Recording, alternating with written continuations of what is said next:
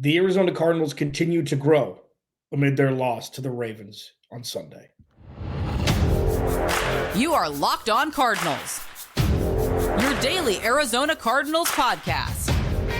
Part of the Locked On Podcast Network, your team every day.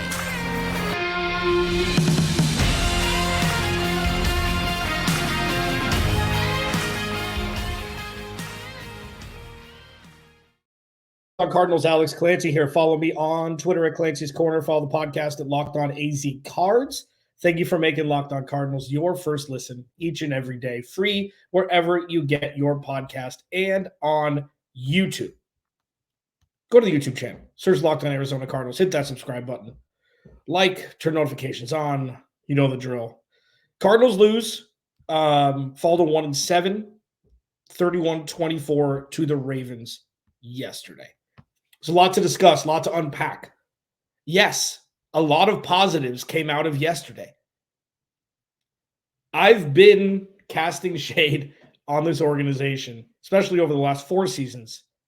And now, with new things coming to light and witnessing new things from regardless of who the players are on the field from the Cardinals, has me more inspired for the future for this organization than a second has felt like that since I've taken over this podcast 2017. Been in radio for over, wasn't over a decade here, 12 years, I think. And that's not a flex. Like this feels different. And it doesn't feel different because it is different. This would feel different regardless of what we experienced the last handful of seasons. The Cardinals looked bad in many elements.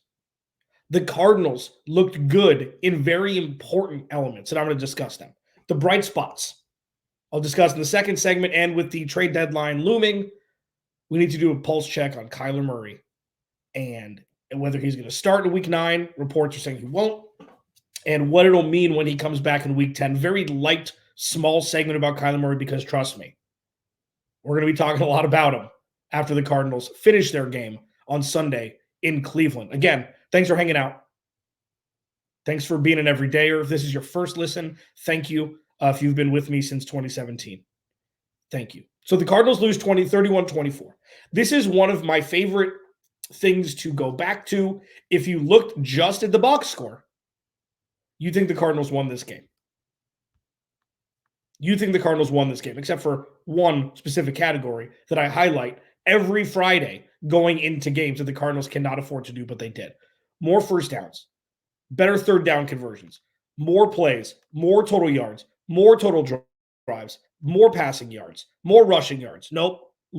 They Ravens 130, Cardinals 129. Penalties was a problem, but the big one is turnovers. That's been the issue because the Cardinals have zero margin for error, zero room to maneuver. Well, you can turn it over once. It should be fine. No. The Cardinals do not have the luxury of turning the ball over. And Joshua Dobbs did just that twice. 2 incredibly errant, terrible NFL passes. And, especially with the Baltimore Ravens defense, just feasting, looking to hawk any sort of ball that's not thrown in direct line to an open receiver. Easy interceptions against the team, the Cardinals, who cannot afford to turn the ball over once, let alone twice, let alone not turn over the opposing team in the process. So while it was a one-score game at the end of the game, there were some shenanigans late. The Cardinals did recover an onside kick, kicked the field goal. This was not that close of a game. And in the process, the Cardinals continued to kick the ball up the field, roll the snowball down the hill. They continue to progress. Sometimes having a metaphor isn't good. I can just say these simple words, and I figured that out on the third try there. Thank you for bearing with me. They continue to improve. And what I said when the season started, I said, after free agency was non-existent for the Cardinals, save, bringing in Kazir White and extending Will Anderson or Will Hernandez. They didn't do a whole lot. This season is going to be one that is player-centric, watching specific players grow in an effort to find who will be the stars on this team for the future. And that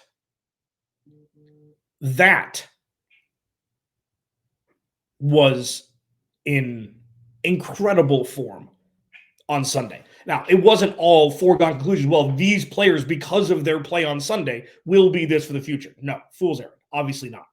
But you start to look for trends on this player did this in this game. The next week, improved upon the week before and took a level up. Improved upon the week before and took a level up. And there are a couple players that I'm going to discuss in the next segment that did just that, which makes me giddy for who the Cardinals already have on their roster, regardless of if it's inferior talent-wise right now.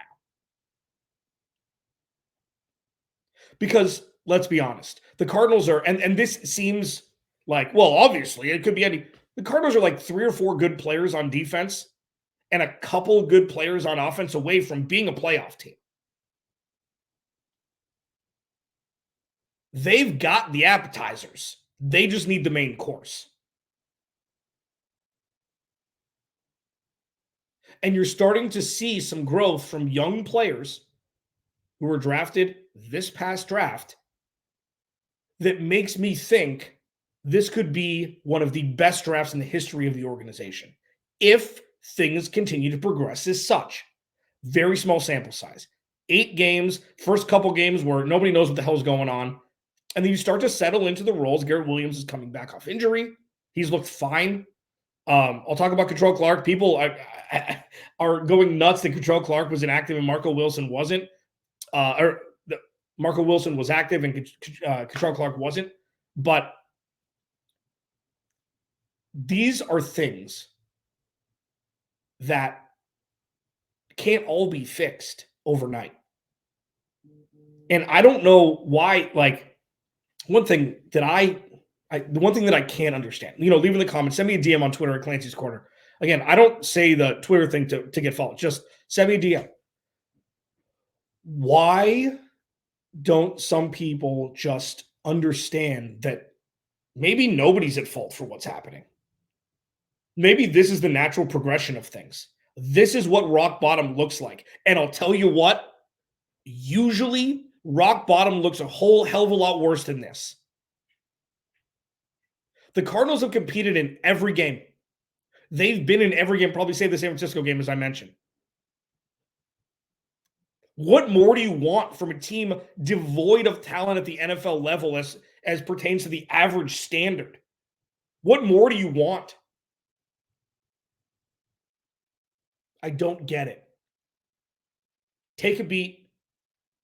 Enjoy the growth of the players that are playing right now. Meaningful snaps with no pressure on them. That's when young players succeed the most. Some people aren't ready for the pressure right away. These guys can play free. They can play with reckless abandon, knowing they're probably not going to get their jobs taken, which is how you learn at times in the NFL. It's a rare occurrence to have your QB1 hurt, no real expectation for wins in 2023, and you can play meaningful snaps and learn the NFL game.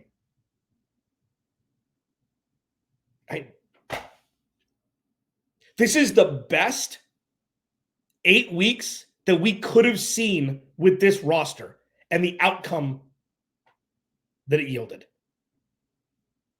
As of now, they've got the number 1 overall pick, and they haven't played poorly. They've played respectable football. They've played prepared football. Yeah, it's not perfect. Sure, Jonathan Gannon's made some mistakes. Sure, Drew Petzing's made some mistakes. Sure, they've got a whole boatload of penalties. This is step 1 of like 100. And it looks like this. I'm not sure what more people want. Alex Clancy, Locked On Cardinals. Bright spots, massive ones. I'll discuss them next. This episode of Locked On Cardinals is brought to you by eBay Motors.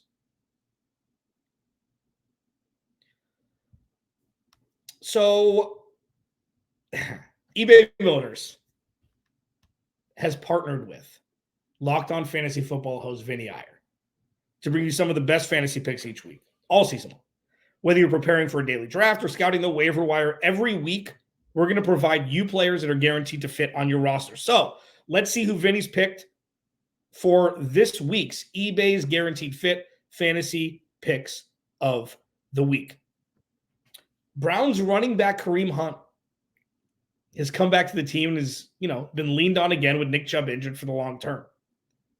The Browns need to win with the running game and defense now with quarterback issues, and Hunt draws a fantastic matchup to run well in Week 9 against, you guessed it, the Arizona Cardinals. The Browns are at home against the Cardinals, wilting defense, and should be in either a positive or even game script to make sure, they can stick with running Hunt. Hunt has a good chance to put together a big game leading the Cleveland committee. Vinny Iyer from Locked On Fantasy Football is going to help you win your fantasy championship, and eBay Motors knows a championship team is about each player being a perfect fit. Same with your vehicle. With over 122 million parts for your number one ride or die, you can make sure your ride stays running smoothly. Brake kits, LED headlights, roof racks, bumpers, whatever your baby needs, eBay Motors has it. And with eBay Guaranteed Fit, it's guaranteed to fit your ride the first time, every time, or your money back. Plus, at these prices, you're burning rubber, not cash. Keep your ride or die alive at ebaymotors.com. eBay Guaranteed Fit only available to U.S. customers. Eligible items only. Exclusions apply. Alex Clancy, Locked On Cardinals. I know that it's not perfect right now. It's obviously. And I know that there's that built-in excuse, as some people think, of they just need talent and it'll work. And sure, that may be looked at as a crutch for arguments until you actually see what happens in 2024. But that's how teams are built.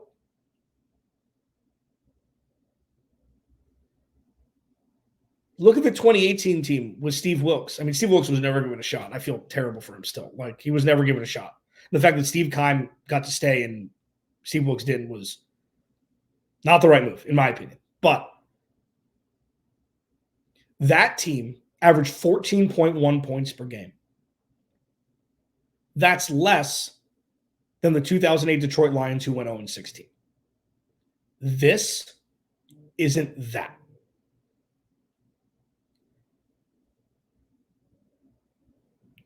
I implore people to embrace what you're witnessing from a player perspective when you witness it. Because come 2024, that production is going to be valuable when wins and losses are directly correlative towards success. This year, it's not that. So there are a couple guys who balled out in different ways on Sunday. I'll start with the honorable mentions, and then I'll go towards, the cream of the crop here, the top tier. BJ Ojulari had his first sack, and I mentioned him because, he didn't have an incredible impact on the defensive side of the ball, but I'm assuming you will experience what I did watching him the first couple weeks when he came off injury. It's like, man, he is slow. Can't really cover ground like we've seen at LSU, and then during the camp process and the draft process, it's like it's like a hopefully he's still hobbled and he's playing through it. Yesterday, he looked like full speed BJ Ojulari that we saw at LSU. He got his first sack. He looked more in tune with the defense, and that is something that is massive for the Cardinals. He's an everything guy. And that is massive for the Cardinals. And then the rest are on offense. Hjalti Froholt and Paris Johnson Jr. looked good yesterday. No, Paris Johnson Jr. has played every damn snap this season as a rookie with Joshua Dobbs as quarterback, and he hasn't, if you're not talking about offensive linemen, means they're doing their job. Paris Johnson Jr. is going to get better. He's a rookie. This offense, it's not the easiest to block for when they can't move the ball down the field. Constant pressure. They've played such good defenses this year. And Paris Johnson Jr. and Hjalti Froholt seems to be the potential center for the future for the Cardinals. Now, it depends on what happens in the draft. Their left guard situation has been awful. Tristan Colon got hurt. Elijah Wilkerson was already on IR. So it's difficult for a center to perform at his level. I mean, we saw this with Rodney Hudson. If you don't have your buddy to the left playing at an NFL level. And this will be tested again on Sunday against Myles Garrett and the Cleveland Browns. Hjalti Froholt and Paris Johnson Jr. played great. All things considered, they played great. Will Hernandez has played fine. This offensive line is so close to being elite. You need 2 more guys. Yes, that's 40% of the line. They've got a lot of draft picks. They're going to have some capital. That could change very quickly.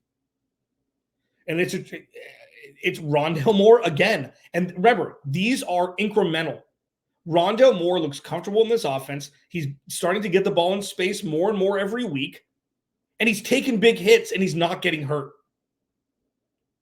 If Rondale Moore can stay healthy with a high-powered offense, he's going to be an absolute game changer. Hollywood Brown looked fine. Caught the touchdown pass over his shoulder towards the tail end of the game. Michael Wilson looked fine. Looked like an NFL receiver. Again, these things, we're going to have some serious conversations if the Cardinals pick 3rd and the conversation is Marvin Harrison Jr. trading back to 8 and getting a first-round pick in 2025 to move back 5 spots. We're going to have a serious conversation because we will see what this wide receiver group will look like with Kyler Murray. And if it's ready to rock, getting a future first from probably a bad team who wants Marvin Harrison Jr. or who wants to draft a quarterback at 3, we're going to have a serious conversation because this wide receiver group with Josh Dobbs, top 20 in the NFL, 18, 19, 20, with Kyler Murray, that could catapult up to top 12. Just the thing. But the leader from yesterday was Trey McBride. We saw Colorado State, best tight end in the draft, arguably, from 2 years ago, Trey McBride. 10 catches, 95 yards, and a touchdown that, let's be honest, shouldn't have been a touchdown. Let's be honest. They should have blown that whistle 5 seconds before he got into the end zone. But they let it ride. And listen, Trey McBride they've got their tight. And this isn't like he had one good game. Okay, chill, pump your brakes. Okay. Don't get your boxers in a bunch. Just relax for a second here. We've seen these flashes. I always went back to I think it was a game against San Francisco towards the tail end of last season with David Blau and Trey McBride. I called it a pirouette. Pirouette, right? And this is where I had the confusion before. Is that a ballet move or one of those Entenmann, I love you, man, cookie things that he makes for his wife and Oliver? Doesn't matter. We've seen flashes from Trey McBride. And this was, I used to say about Cliff Kingsbury, he puts together a great movie trailer, but the movie isn't always very good. This was the full movie being good for Trey McBride. He can do everything, and he can block well. And he's young, and he's big. And the Cardinals may have their tight end for the next decade. Early. These, for me, the spotlight for the remaining however many games they have, 9, Garrett Williams, BJ Ojulari, Trey McBride. That's who I want to see most. Because if those guys can come in and level up in year 2 and year 3 for Trey McBride, the Cardinals may have their CB1. They're going to have an integral part of their linebacking core, and they'll have their tight end 1 for the next decade. That would be Like, those are the three guys I'm watching the most as we move on here. Will Kyler Murray get traded before the trade deadline? No, but I have to talk about it now. I don't want to. I do want to. Let's talk about it next. We roll on here. This episode of Locked on Cardinals is brought to you by DoorDash. So here's the thing. I was watching football all Sunday. Okay. And I couldn't go anywhere. I was watching, I just ingest content all day on Sunday. Cardinals game started. I got hungry. I'm going to order some Mexican food. I ordered Julio's too. I always talk about Julio's too here because I know it's on DoorDash. And I know that I don't have to leave the comfort of my home to get some of my favorite Mexican food delivered to me. So that's why, like, DoorDash, just go to the app, you download it, you put your zip code in, and you just can scroll forever on what kind of food you want to order. It's like, oh man, that place, I wish that place delivered. Let me see if DoorDash, oh, they do? Julio's too? Oh, Postino delivers? Awesome. And then you just wait, bingo, bango, boop, right at your front door. It's the greatest. And even on top of that, you can get 50% off up to a $10 value when you spend $15 or more on your first order when you download the DoorDash app and enter code LOCKED23. Again, get 50% off up to a $10 value when you spend $15 or more on your first order when you download the DoorDash app and enter code LOCKED23. Subject to change. Terms apply. Alex Clancy, Locked on Cardinals. Thanks for making Locked on Cardinals your first listen, free and available wherever you get your podcast and on YouTube. Please follow me on Twitter, Clancy's Corner. Go to the YouTube channel, like, subscribe, turn notifications on. Jonathan Gannon already said that Joshua Dobbs is starting week 9. And I talked about this last week. It's like there's no perfect time to bring Kyler Murray back. And they're not really in a rush to bring him back. And that's not, directly correlated to, they want to lose more games before bringing him back. It's just they have the liberty of picking when he comes back within reason. Okay, so Baltimore would have been a mistake. I think Cleveland, Myles Garrett, one of the best defenses. It's like, okay, you just throw him out there, which I can completely understand. If he's healthy, there's no easy game in the NFL. So just throw him into Cleveland, let's see how he's looking. This is more of a manicured, like, okay, well, you could, and he's probably healthy and ready to rock, but, he's only had a handful of practices. It's like one more week and then one more week of him taking QB1 reps to get ready for Atlanta probably makes the most sense. The trade deadline conversation, which is tomorrow, the conversation isn't tomorrow. The trade deadline's tomorrow. Like, I've seen Mike Florio. Like, there's a lot of buzz around Minnesota after Kirk Cousins, obviously, awfully, terribly went down with a torn Achilles yesterday. Oh, they should just trade for Kyler Murray. It's like the delusions of people who have no idea of a situation. It baffles me. And on top of that, it's like, it's interesting that people just bash Kyler Murray until they actually need a quarterback. That's interesting. Kyler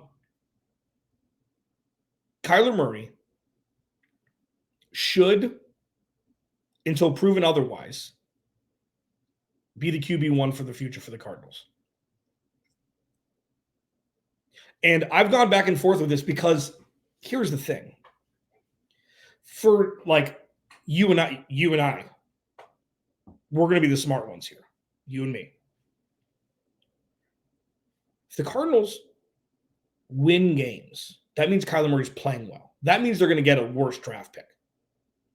If Kyler Murray's not playing well, the Cardinals have a higher draft pick. Crazy, right? You can rewind this on YouTube. I know it just blew your mind.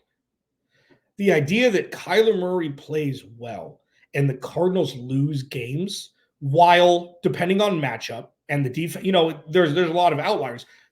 Kyler Murray gives the Cardinals 1,000%, 10,000% better chance of winning games than Joshua Dobbs. So the idea that Kyler Murray is going to play well and the Cardinals are still going to have a top 2 pick, not in this world. And then we can have the conversation, well, if Kyler Murray's not playing well, then do you really just draft a quarterback and trade Kyler Murray? Like that, I'm not doing that. I'm not yet. I will do it. I'll do it. I'm not so blind to think that Kyler Murray 100% will be the quarterback for the future. But this is the time. I've brought this up in the past, and now this is the time to actually have the conversation because him coming back is imminent. I'm in the camp that you want to see the Cardinals win games this season more than drafting in the top 2 next season. While I completely understand what the ramifications are of the Cardinals losing games and getting that top pick where they could trade down, it doesn't matter. Like if they get the first overall pick, they could get 3 first-round picks in 2 seconds to move down 4 spots or 5 spots. Like it could be absolutely world-changing, and Kyler Murray be quarterback for the future. Like, so that I understand it, and the grass isn't always greener, especially with this fragile ecosystem the Cardinals have now. Let me explain what I mean. I'd much rather see this proof of concept that I've talked about ad nauseum for the last 8 weeks come to fruition now with Kyler Murray, and they'll still get a top 10 pick. I mean, they're 1-7. They're still going to get a top 10 pick. But you want to see this team ball out this year with who they've got now. Not only for that aforementioned proof of concept, camaraderie, team building, cohesion, believing in this coaching staff in Monty Ossenfort, but also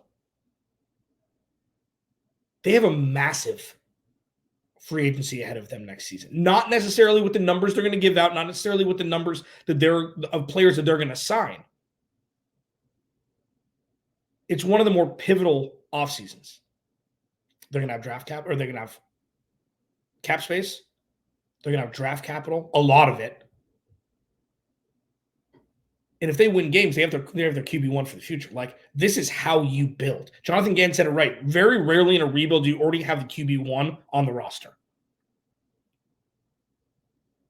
So with this whole Kyler Murray conversation swirling and swirling and swirling, and listen, I could be completely wrong. He comes in, he doesn't have it, and it's just not working.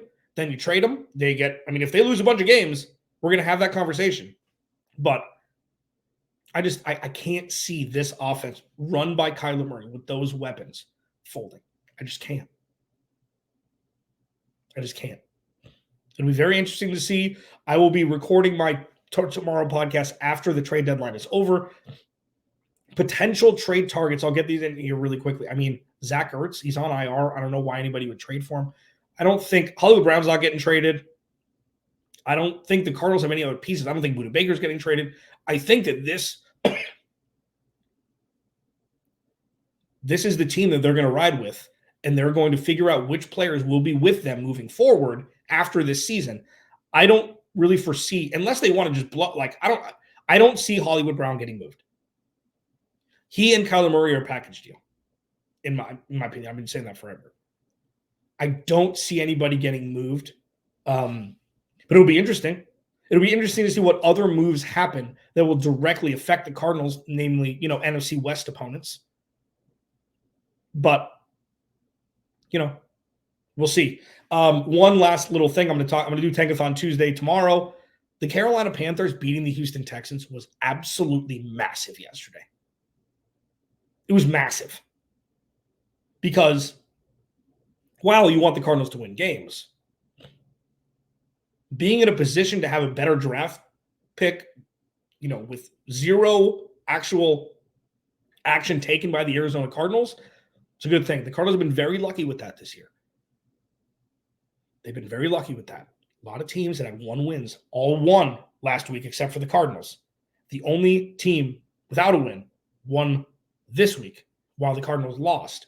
And because Carolina's been on a bye already, the Cardinals have the most losses in the NFL. That's why they have the number 1 overall pick. I'll break it down a little bit more tomorrow as we, this is where it gets really good. I told you the season was going to be fun. Buckle up, baby. It is only going to get better from here. Alex Clancy, Locked On Cardinals. I will talk to you tomorrow.